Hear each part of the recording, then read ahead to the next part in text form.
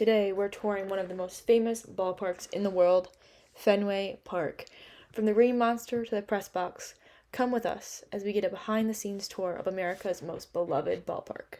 So we got there a few minutes early because you have to go pick up your ticket at the box office, which is located at Gate D, which you can see in the video here. Then they told us to go across the street to the team store until our tour guide was ready. So we waited there for like 10 minutes, and then we headed into the park. I'm going to let the tour guide take you from here, so enjoy the tour. Many different films have been filmed here throughout the years. Anybody seen a big Boston crime thriller, The Town? Ben Affleck, Jeremy Renner, great movie. Right here, right where we were standing, big shootout scene happened right here. Getaway Park, crash our gate defense. Pretty cool scene. They were doing a heist on Fenway Park after a Red Sox-Yankees game. Also, has anybody seen a big baseball movie scene called Field of Dreams?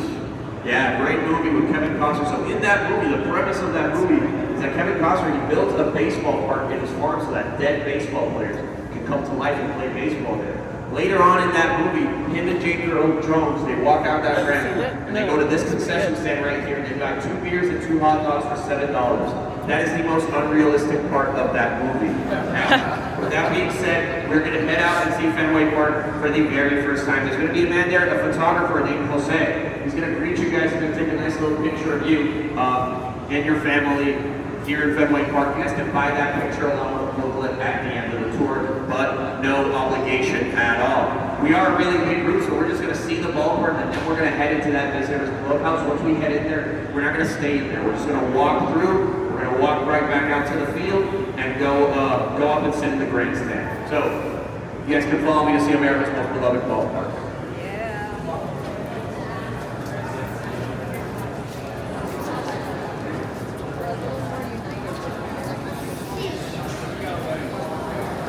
Here we go.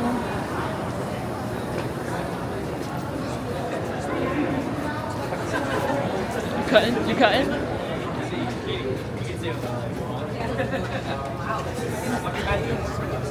I'm not cutting, I'm pushing.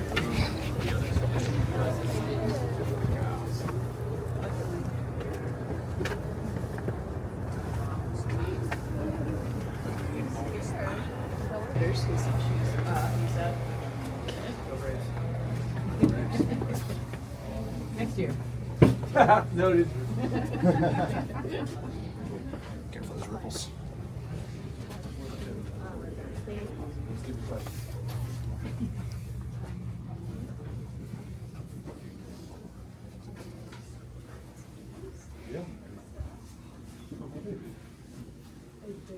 They all have their own like power. Mm.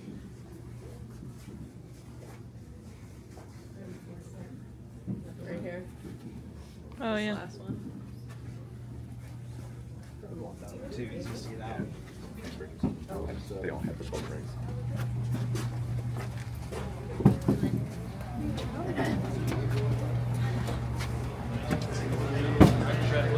What? How old? 19, 18.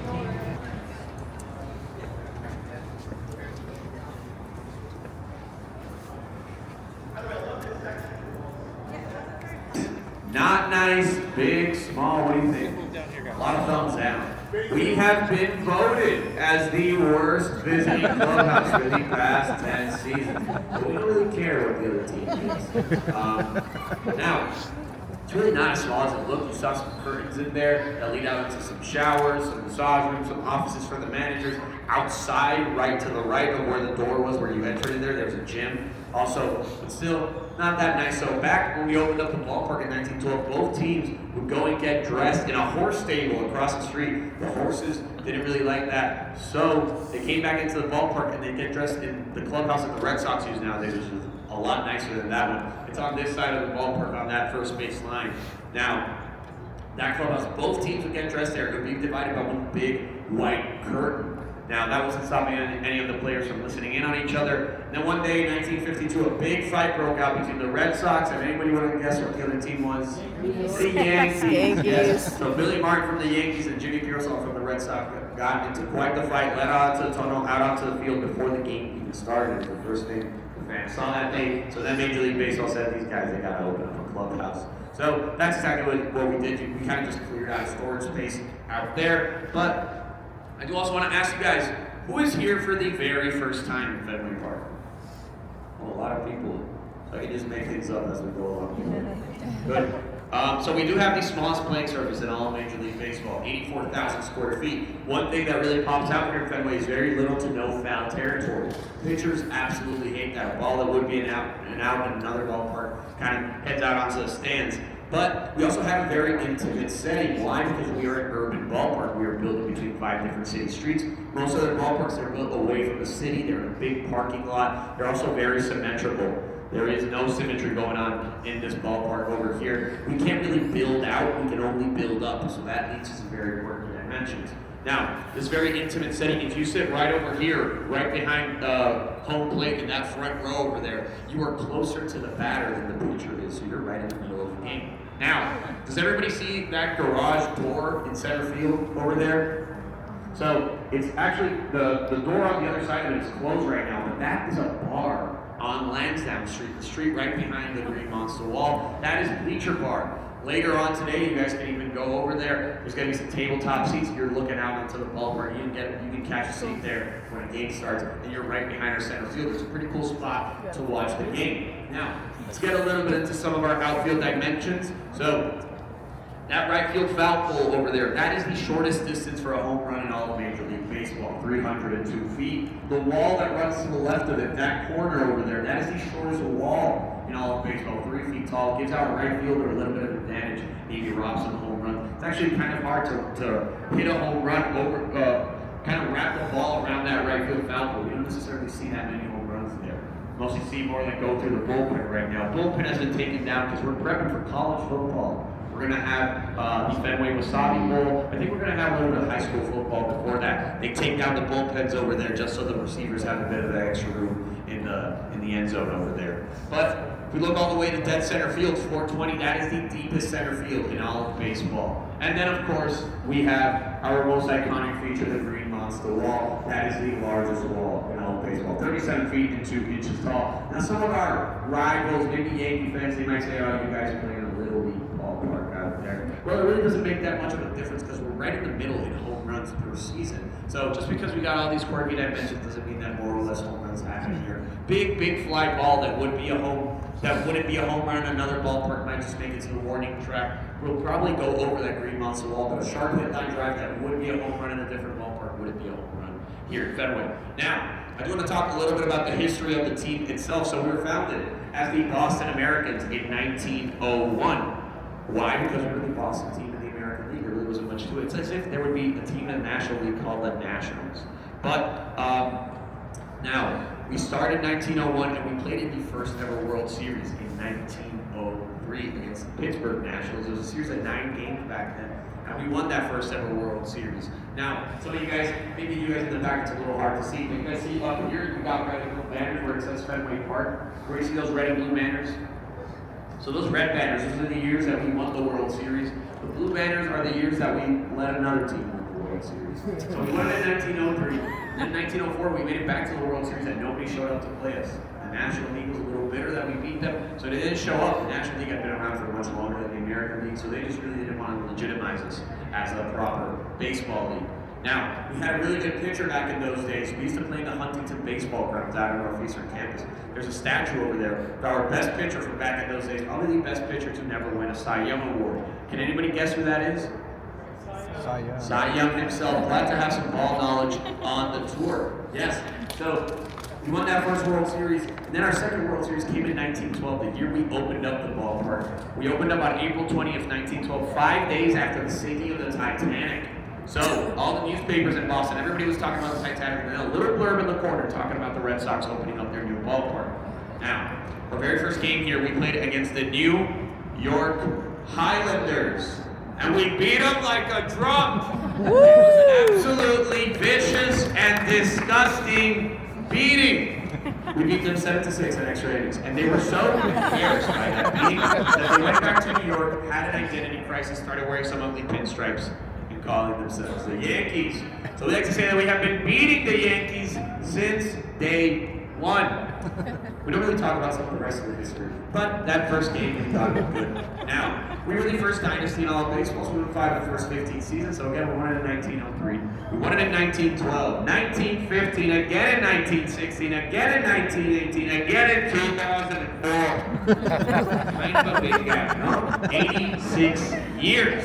The idea of those 86 years haunted over the city, the fact that Boston Red Sox fans, born and died without watching their beloved team win a World Series. Thankfully, in the 21st century, I was born. We started winning again. 2004, 2007, 2013, and 2018. We are the team with the most World Series in the 21st century, so we do have that to brag about. Turn of the century, kind of our thing. We won it in 1918, won it in 2018. We just hope we don't have to wait another 86 years to see the next one. Now, those 86 years, some people call it a drought, other people call it a curse.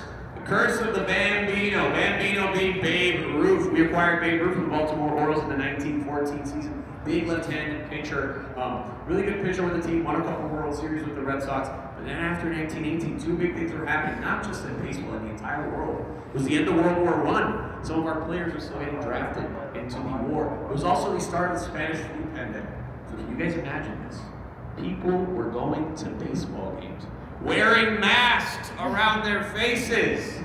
Does anybody remember a time like that? History does repeat itself. So we need some players to do new things. So we need Babe Ruth with that. Turns out he was pretty good, because in 1919 he hit 29 of our 33 home runs.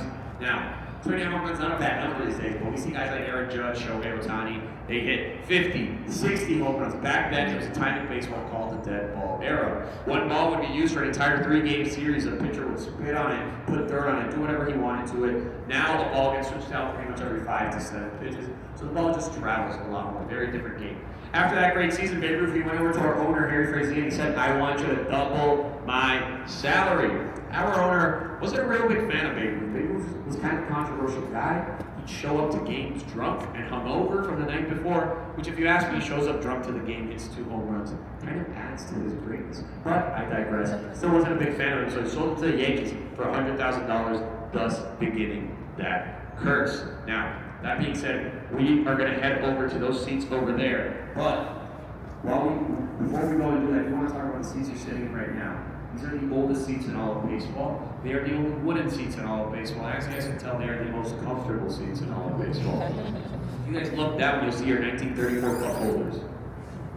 Right. Now, one of the coolest things that happen here is that we get people coming in with ticket stubs from the 1930s and the 1940s saying, this is where my great-grandparents sat. Can I go and sit here? We always try to accommodate that for them. It's always a really cool next moment.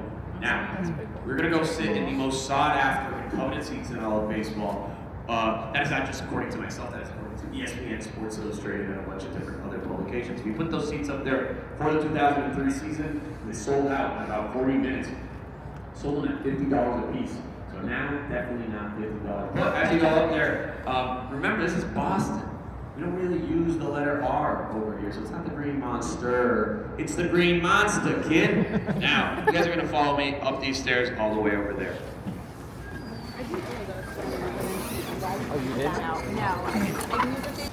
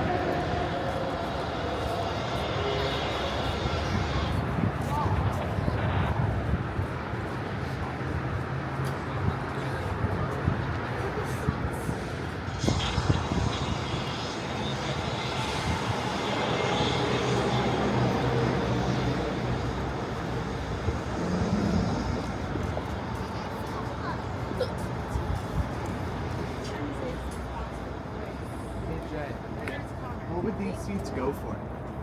let's ask him.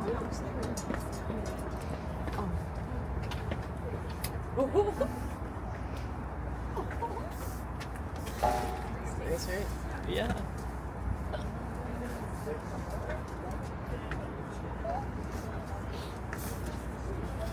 store.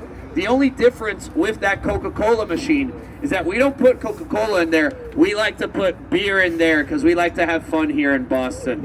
Now, yes, applaud for that. It's 9 in the morning. Now, we also get your own first aid team. Why? Because baseballs are flying up here at 110 miles an hour. Takes around 3.5 seconds for the ball to get from the bat right to your face. Now, my suggestion, you either bring a glove or you get a Yankees fan to hide behind because they are coming in quick. Whatever you decide to do, you got to remember there's a home run up here. So if the ball does come and hit you in the face or you try and catch it and you look like an idiot, everybody's going to see it. So it's going to be a tough day at work for you the next day. Now, a lot of people always ask, has anybody ever fallen off of the Green Monster? The only guy to fall off of the Green Monster is Ted, the foul-mouthed teddy bear from the movie Ted. Fell off of our light tower, spilled his guts in the warning track. Mark Wahlberg had to put him back together, but it's okay because he's a teddy bear. Now, do you want to talk? Yes, that's a good question. That is real grass, Kentucky bluegrass from the great state of New Jersey. That's a good question that nobody asked. It is Kentucky bluegrass from New Jersey. But our warning track is crushed brick and lava that we get from New Mexico. The one we use in the infield is just a regular clay dirt. Now, we like to name things here in Fenway. We like to name our foul poles. Our right field foul pole over there, that is the Johnny Pesky pole. You guys can see our retired numbers list over there beneath the Samuel Adams deck, that row of red numbers. So, number 6 is Johnny Pesky. Johnny Pesky is considered to be Mr. Red Sox. He's the only player on that list to not be in the Hall of Fame, but he served the team for over 60 years. He was a player, coach, manager, broadcaster. He did everything for the team except hit a lot of home runs. He didn't hit a lot of home runs here in Fenway. He only hit 7 home runs here, and they were all wrapped around that right field foul pole. Again, the shortest distance for a home run in all of baseball. His teammate, Mel Parnell, would tease him, "Johnny, that's not a real home run. That's just a pesky run." So in 2006, we immortalized him as the pesky pole. Now, the left field foul pole that we passed by as we were heading out to sit here, that one has a bit more of a story. So, we are in the middle of that big 86-year drought. We make it to Game 7 of the World Series in 1946. We make it again to Game 7 of the World Series in 1967. We are back in one of the most iconic World Series of all time in 1975 against the Cincinnati Reds, the Big Red Machine. They had Hall of Famers like Pete Rose, Joe Morgan, Johnny Bench, Tony Perez. The Red Sox had Jim Rice, Carl Yastrzemski, and the pole himself, number 27 on our retired numbers list, Carlton Fisk. Carlton Fisk was a Hall of Fame catcher for the team. He's the only player on that list to have his number retired with 2 different ball clubs. Has his number retired with the Chicago White Sox, at least with the Red Sox, but has his number retired with the White Sox and the Red Sox. With the White Sox, it's reversed. It's 72 instead of 27. But surely enough, that's what happens. Red Sox win. Fenway goes crazy. People are storming the field. Carlton Fisk has to elbow them out of the way just to make sure he touches all the bases. A really cool caveat about that story is that the first base coach on that night was Johnny Pesky. As Carlton Fisk hit that home run and he rounded first base, he shook Johnny Pesky's hand. It was a meeting of the poles before they were even named after them. How can you not be romantic about baseball? So, Red Sox win. Fenway goes crazy. And the next day, we're thinking we're going to break that curse. The next day, we play Game 7. And this is only an hour-long tour. We do not have time to talk about Game 7. So we're going to head out of here and talk about something completely unrelated. So follow me. The Green Monster green Coca-Cola machine thing. That's so cool.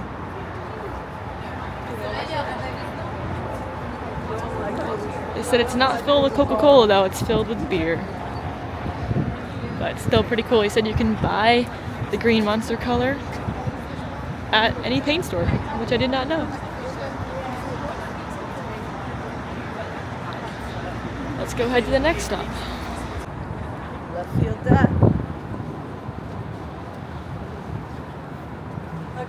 Those are so cool. 1,000. When we have a regular game, it's 37,535 seats, which is an outstanding room.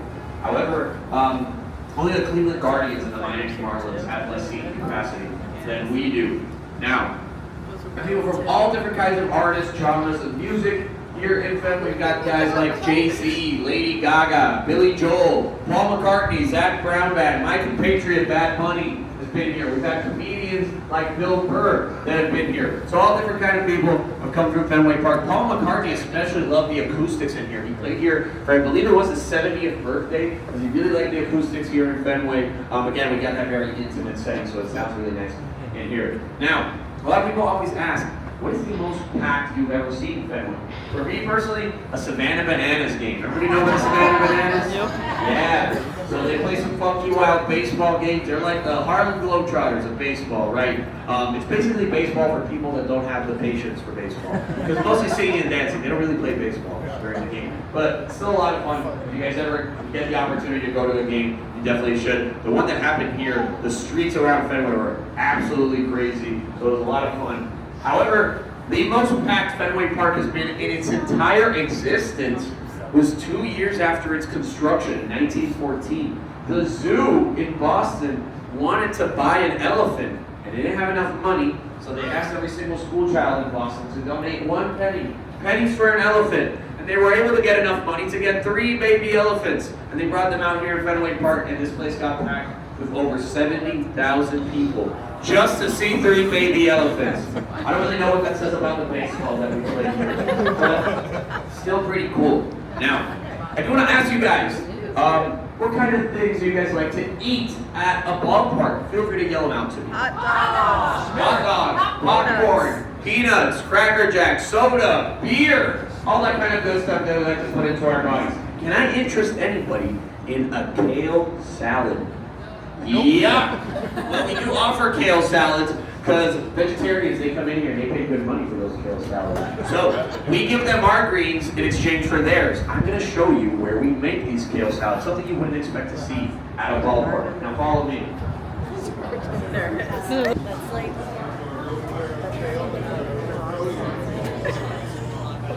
Did you ever see that video?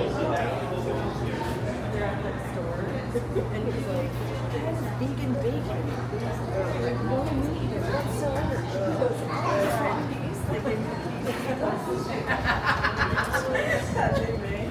He goes, Fenway, but made some renovations, and now in 2015, our owner's wife, Linda Henry, she went over to San Francisco to Oracle Park.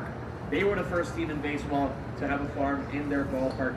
Kind of took influence from that one, and a couple other ones brought it over here to Fenway in 2015.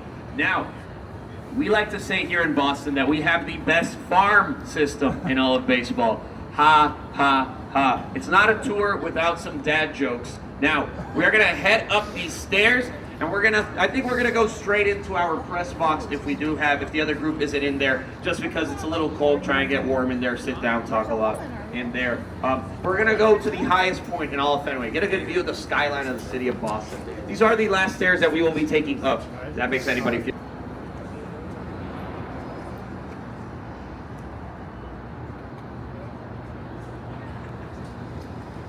Now we're in the press box. okay. Fancy up here.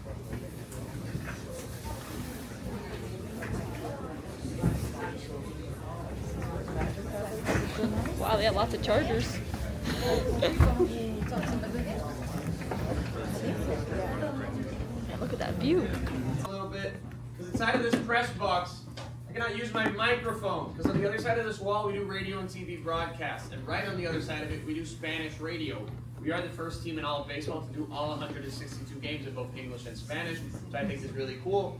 However, our Spanish radio team doesn't travel with the Red Sox. I know that the season is over, but we still can't have the microphones in here because if Red Sox are playing in Toronto, Anaheim, New York, wherever they are, they would be calling the games from right on the other side of this wall. And last season, some stupid tour guide was caught using his microphone in here while they were calling the game on the other side of this wall. And he got into a lot of trouble. I was that tour guide. So, I'm going to have to yell at you guys a little bit in here. Now, we got a little bit of a hierarchy going on in this press box. So you guys in the front row, you guys are a little bit more important than all of us. You guys are the senior baseball writers of America. You guys get to vote for MVP, Cy Young, Gold Glove, all that kind of cool stuff. Now, you guys also have the tall task of deciding whether or not you want those windows in front of you to open or close. Whatever you decide at the beginning of the game, you cannot change your mind. There's a rule in baseball. You cannot be opening and closing windows because it affects the wind pattern and literally changes the game. Now, doesn't matter if baseballs keep flying up here. There's a ceiling tile right above my head over here with a hole of a baseball to hit right there. Some of you guys over there, when you walk by the exit, you're going to see it. But this second row, we have Boston Red Sox beat writers, Boston Globe. Third row, we have opposing team, their writers. Fourth row, that's where we put the Yankees writers. Unfortunately, that is not true. In 2007, we signed 2 Japanese pitchers, Hideki Okajima and Daisuke Matsuzaka. And they were such big stars in Japan that they brought in a lot of Japanese press. So we kind of just blew a hole in that wall over there and added the 4th row, and that's what we got. Now, you have the 2nd largest press box in all of baseball. Now, another movie that's been filmed here. Anybody seen a very good baseball movie called Moneyball? Yeah, so great movie. So Brad Pitt had a little scene here. You miss, can I get your name over here? Ainsley. Ainsley, you are sitting in the Brad Pitt seat. Everybody give Ainsley a nice round. So good for you. You are breathing his air, but unfortunately it's not the exact same seat. Why? Because we would go on tours and we'd tell people, that's the Brad Pitt seat, it's the one he sat on. People would become feral and rabid, and they would try to steal the seat, sniff it, do all sorts of weird stuff. So we had to switch the seats out. Now, transitions are a weird thing. We're going to transition onto our green monster wall. Everybody see, there's only one thing on the wall right now. There is a ladder on the wall. That ladder is the most useless ladder in all of America. There used to be a big net up there that would collect all the baseballs. Somebody would connect another ladder to that ladder, do a little tight walk, get all the baseballs, and throw it back down. But after we put those seats up there, it became obsolete. And Major League Baseball, they wanted to take it away from us. And you know how people are in Boston. They like their tradition. They like things to stay the same. They said, you can't take all that off of our green monster wall. So you can keep it on one condition. It is in play. If the ball hits that ladder, anything can happen. And 2016 was the last time somebody hit it, Jackie Bradley Jr. He hit that ladder, ricocheted what could have been a sharp hit single off the wall, turned it into a stand-up triple. So, until 2 months ago, Nate Eden, on the first swing of the game, hit the top railing of the ladder. The ball floated up in the air for a good 2-3 seconds. The Fenway Park tour guide group chat went absolutely insane when that happened. But the Red Sox repaid Nate Eden for hitting that ladder the next day by sending him down to AAA. That's baseball for you. However, he was able to fight his way back to the team and was able to make it to the playoff roster, so good for him. Now, if we look right underneath that ladder, left of the words "at bat," there's a door on the wall. It's got a little faint outline, a little door on it. Does everybody see that door? Yeah. So that door, you're going to find it, don't worry. That door, that leads into the oldest manually operated scoreboard in all of Major League Baseball. Now, inside of that door works 3 different people. One of them changes the Fenway Park score of the game happening at the moment. Another one changes the American League scores of the games throughout the entire American League. But the guy who changes the National League scores, he has a difficult job. Because when we put seats up there before the 2003 season, we had to build some extra support beams inside the wall. So he doesn't have space to change the scores from the inside. So if you ever come to a game here in Fenway, in between innings, put your beer down, put your phone down, look at that door. Somebody's going to come out with steel plates and a ladder. He has 2 minutes and 10 seconds to change all 2 minutes and 10 seconds of commercial time to change all the National League scores. For whatever reason, he makes a mistake, leaves a steel plate out there. The game will be paused, and he will be relentlessly booed. Now, do not feel too bad for him. He has one of the most coveted jobs in all of baseball. There's about a 10 to 15 year waiting list to work inside of that wall. Last time there was an opening, the site crashed in about 10 minutes. Now, for any of you younger people on this tour, for some reason you grow up to fall in love with old manually operated scoreboards, that is about as good as it gets. We had a very famous player, left fielder here. Anybody remember a player named Manny Ramirez? Oh, yeah.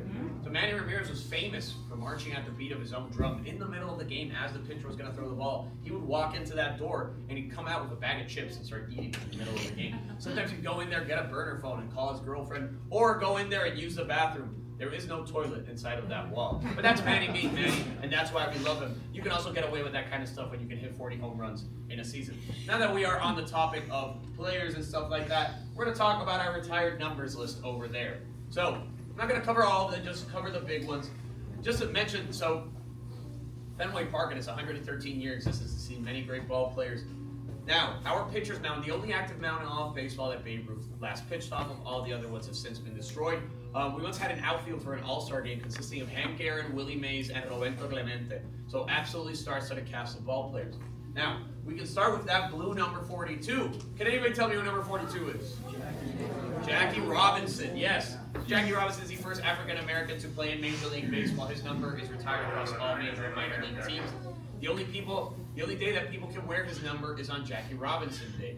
It is April 15th. Everybody wears number 42. It's a really cool way to honor him. The only people that don't like it are the broadcasters. Everybody has the same number, so they have no idea who's playing in the game. Now, number 34, Big Papi, David Ortiz, the most clutch player in all of Red Sox history, probably the most beloved player in all of Red Sox history. Won 3 World Series with the team, helped break the curse in 2004. And he's just a really nice guy. Why? Because he'll show up to a tour just like this one, completely hijack it and hang out with the people for the rest of the day. That is definitely not going to happen to anyone. You guys are not that special. However, he does do that. He does show up to tours, takes the job away from the tour guide because he's a really nice guy.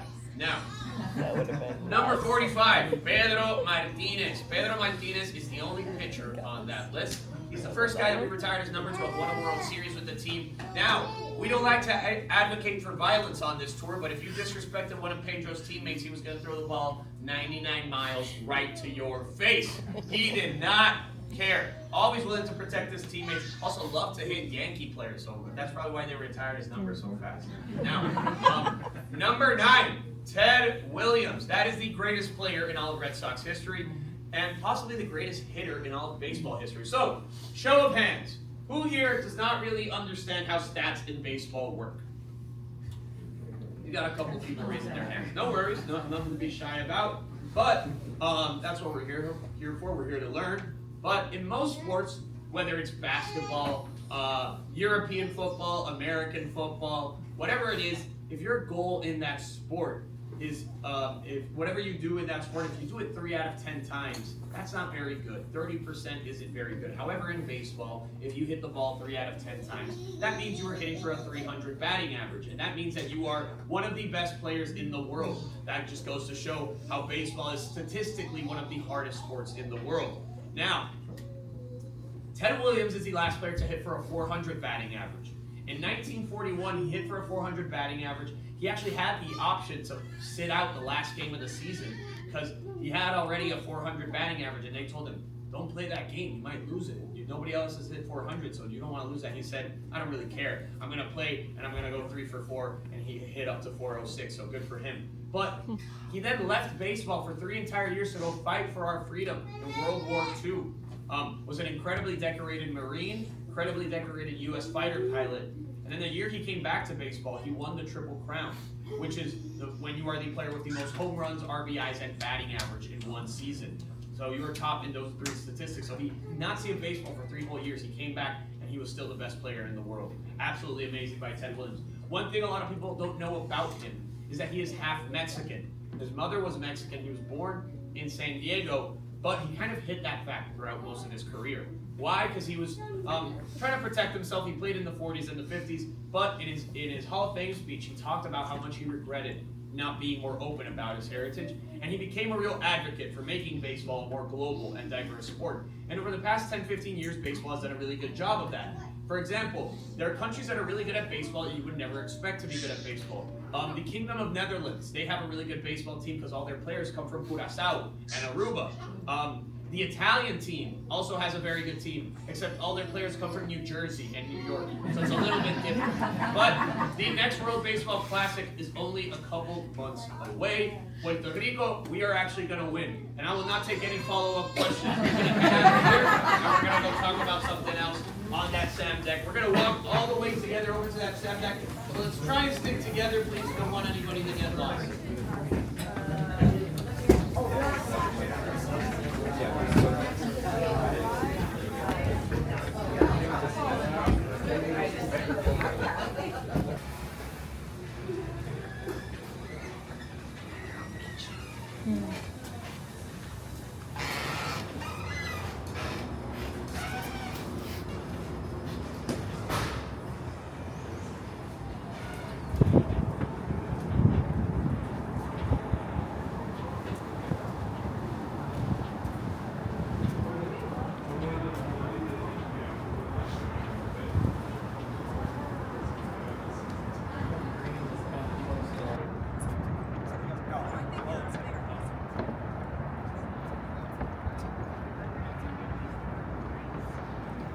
big Gaelic community here in Boston. So they play that game. Table down here. Fun, right? I know. You just sat down here. Now, Yeah. by far the wildest thing that we have done here was in 2016, we held a qualifying round for the Seoul Winter Olympics. Look at our light towers. Look at how tall they are. 2016, we built a gigantic ski ramp here in Fenway. People would jump off of the ski ramp, do tricks in the air, and land around home plate. I do have one more story for you guys, and I want to invite you guys to come and look over this railing over here.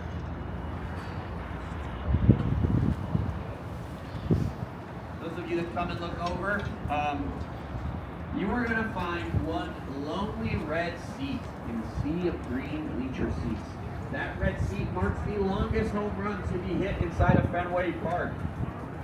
It was hit on June 9th, 1946 by the great Ted Williams. Now, the reason why we know it's that seat is because there was a man sitting there. His name, Joseph Boucher. He was from Albany, New York, and he was a big Red Sox fan. Here is the famous red seat. Over there. You see it? Yeah. Oh, it's so cool.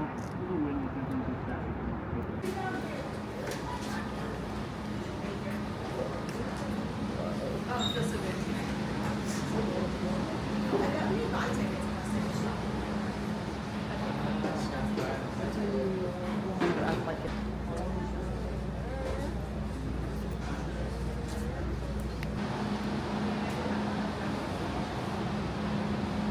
There's Deborah's bat. That's awesome.